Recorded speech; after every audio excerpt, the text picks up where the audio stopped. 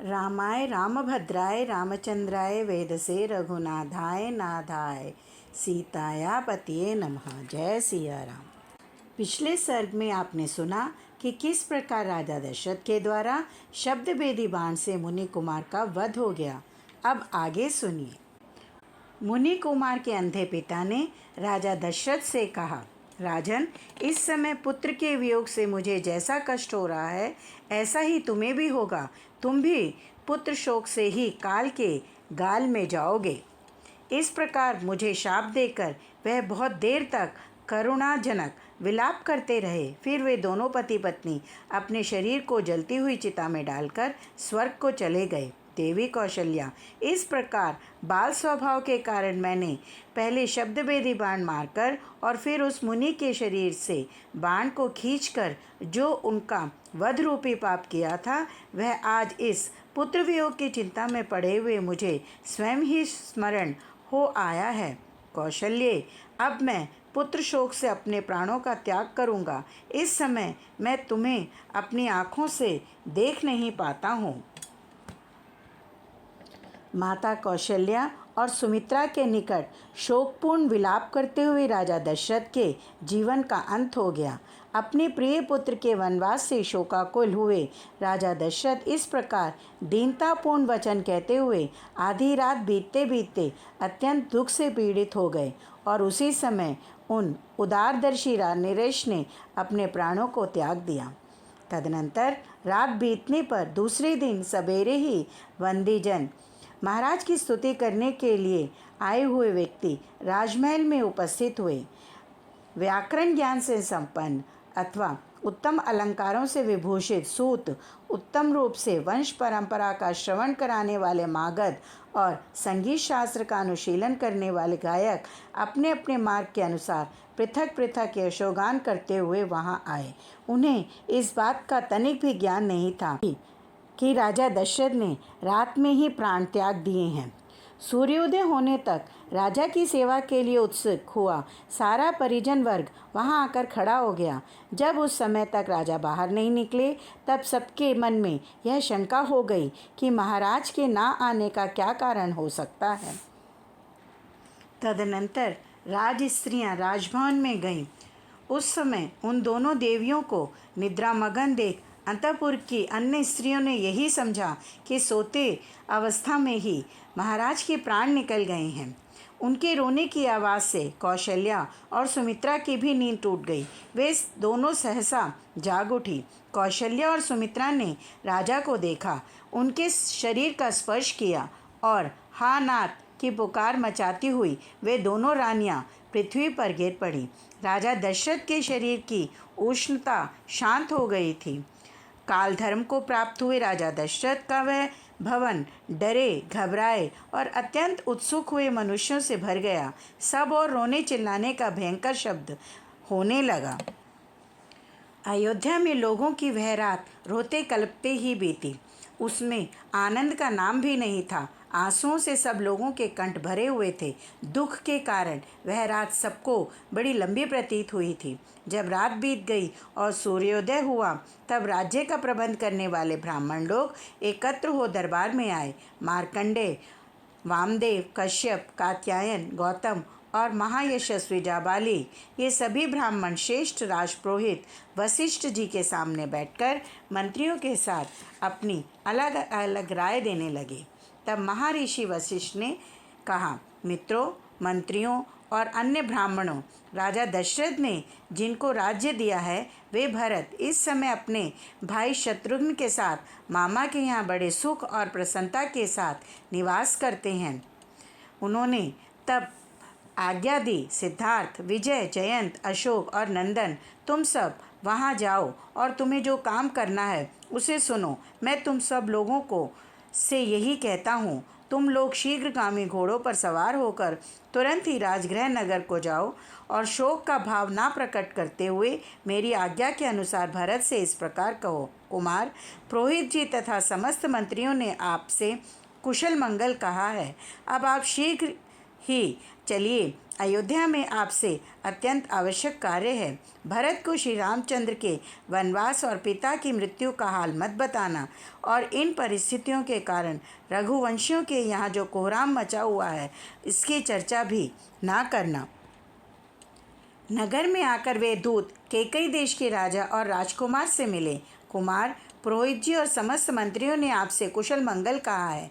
अब आप यहाँ से शीघ्र चलिए, अयोध्या में आपसे अत्यंत आवश्यक कार्य है। ऐसा कहने पर वहाँ नाना नानी, मामा युद्धजीत और मामी से विदा ले शत्रुघ्न सहित रथ पर सवार हो भरत ने यात्रा आरंभ की। रात को ही भरत ने एक दुख स्वप्न देखा था, इसलिए उसका मन बहुत व्याकुल था। जब वे अयोध्यापुरी पहुँचे तब उन्होंने देखा जो अयोध्यापुरी कभी देवराज इंद्र की नगरी के समान शोभा पाती थी, उसी के चौराहे, घर और सड़कें आज सूनी दिखाई देती थी तथा दरवाज़ों की किवाड़ें धूली धूसर हो रही थी। उसकी ऐसी दुर्दशा देख भरत पूर्णतः दुख में निमग्न हो गए। उन्होंने दीन हृदय से पिता के भवन में प्रवेश किया। तदनंतर पिता के घर में पिता को ना पाकर भरत माता के दर्शन करने के लिए अपनी माता के महल में गए। उन्होंने कहा, मैं पूछता हूँ, बताओ माता, पिताजी कहाँ हैं? तब कैकई ने कहा, बेटा, तुम्हारे पिता महाराज दशरथ बड़े महात्मा, तेजस्वी, यज्ञशील और सत्पुरुषों के आश्रयदाता थे। एक दिन समस्त प्राणियों की जो गति होती है, उसी गति को वे प्राप्त हुए हैं। भरत धार्मिक कुल में उत्पन्न हुए थे और उनका हृदय शुद्ध था। माता की बात सुनकर वे पितृशोक से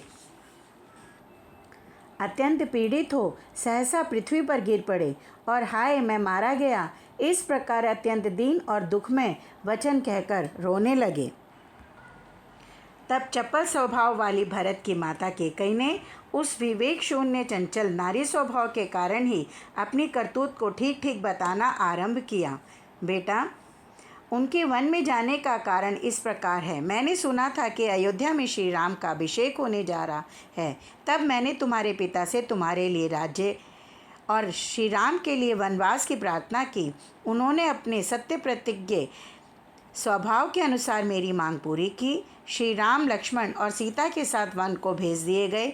फिर अपने प्रिय पुत्र श्री राम को ना देखकर वे महायशस्वी महाराज पुत्र शोक से पीड़ित हो परलोकवासी हो गए।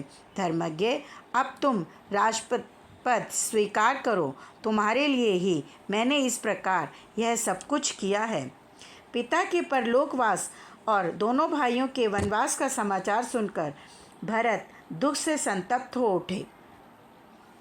महात्मा भरत शोक से पीड़ित हो जली कटी बातों से कैकई को व्यथित करते हुए उसे जोर जोर से फटकारने लगे, मानो मंदराचल की गुहा में बैठा हुआ सिंह गरज रहा हो। बहुत देर के बाद होश में आने पर जब पराक्रमी भरत उठे, तब आंसू भरे नेत्रों से दीन बनी बैठी हुई माता की ओर देखकर मंत्रियों के बीच में उसकी निंदा करते हुए बोले, मंत्रीवरों, मैं राज्य नहीं चाहता और ना मैंने कभी माता से इसके लिए बातचीत ही की है। महाराज ने जिस अभिषेक का निश्चय किया था उसका भी मुझे पता नहीं था, क्योंकि उस समय मैं शत्रुघ्न के साथ दूर देश में था। महात्मा श्री राम के वनवास और सीता तथा लक्ष्मण के निर्वासन का भी मुझे ज्ञान नहीं है कि वह कब और कैसे हुआ। वे कौशल्या के चरणों में गिर पड़े और चित्त में उनकी बड़ी घबराहट थी। वे बारंबार विलाप करके अचेत हो गए। थोड़ी देर बाद उन्हें फिर चेत हुआ। भरत को इस प्रकार दुखी देख कौशल्या ने भ्रातृभक्त महाबाहु भरत को गोद में खींच लिया और अत्यंत दुखी हो उन्हें गले से लगाकर फूट फूट कर रोने लगी। इस प्रकार शोक से संतप्त हुए कैकई कुमार भरत से वक्ताओं ने में श्रेष्ठ महर्षि वशिष्ठ ने उत्तम वाणी में कहा, महायशस्वी राजकुमार, तुम्हारा कल्याण हो। यह शोक छोड़ो, क्योंकि इससे कुछ होने जाने वाला नहीं है। अब समयोचित कर्तव्य पर ध्यान दो। राजा दशरथ के शव को दाह संस्कार के लिए ले चलने का उत्तम प्रबंध करो। वशिष्ठ जी का वचन सुनकर धर्मज्ञ भरत ने पृथ्वी पर पड़कर उन्हें साष्टांग प्रणाम किया और मंत्रियों द्वारा पिता के संपूर्ण प्रेतकर्म का प्रबंध करवाया। तदनंतर दशा व्यतीत हो जाने पर राजकुमार भरत ने 11वें दिन आत्मशुद्धि के लिए स्नान और एक दशा श्राद्ध का अनुष्ठान किया और फिर 12वें दिन आने पर उन्होंने अन्य श्राद्ध क्रम, मासिक और सपंडीकरण श्राद्ध किए। उसमें भरत ने ब्राह्मणों को धन, रत्न, प्रचुर अन्न, बहुमूल्य वस्त्र, नाना प्रकार के रत्न, बहुत से बकरे, चांदी और बहुतेरी गायें दान में दी। 13वें दिन का कार्य पूर्ण करके श्री रामचंद्र जी के पास जाने का भरत ने निश्चय किया। अभिषेक के लिए रखी हुई कलश आदि सब सामग्री की प्रदक्षिणा की और वहां उपस्थित हुए सब लोगों को इस प्रकार उत्तर दिया। सज्जनों, आप लोग बुद्धिमान हैं, आपको मुझसे ऐसी बात नहीं कहनी चाहिए। हमारे कुल में सदा ज्येष्ठ पुत्र ही राज्य का अधिकारी होता आया है और यही उचित भी है। श्री रामचंद्र जी हम लोगों के बड़े भाई हैं, अतः वे ही राजा होंगे। उनके बदले मैं ही 14 वर्षों तक वन में निवास करूंगा। भरत के मुख से श्री राम को ले आने की बात सुनकर उस सभा के सभी सदस्यों और मंत्रियों सहित समस्त राजकर्मचारी हर्ष से खिल उठे। तब वशिष्ठ जी ने भरत को राज्य पर अभिषिक्त होने के लिए आदेश दिया, लेकिन भरत उसे अनुचित बताकर अस्वीकार किया और श्री राम को लौट लाने के लिए वन में चलने की तैयारी के निमित्त सबको आदेश दिया। बुद्धिमान भरत ने प्रातःकाल उठकर रथ पर आरूढ़ हो श्री रामचंद्र जी के दर्शन की इच्छा से शीघ्रतापूर्वक प्रस्थान किया। उनके आगे आगे सभी मंत्री और पुरोहित घोड़े जुते हुए रथों पर बैठकर यात्रा कर रहे थे। वे रथ सूर्यदेव के रथ के समान तेजस्वी दिखाई देते थे। यात्रा करते हुए इक्ष्वाकु कुल नंदन भरत के पीछे पीछे विधि पूर्वक सजाए गए 9000 हाथी चल रहे थे।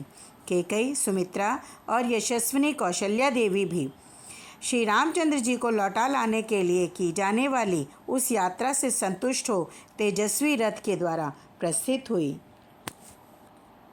यह सर्ग वाल्मीकि निर्मित आर्ष रामायण आदि काव्य के अयोध्या कांड से लिया गया है। जय सिया राम।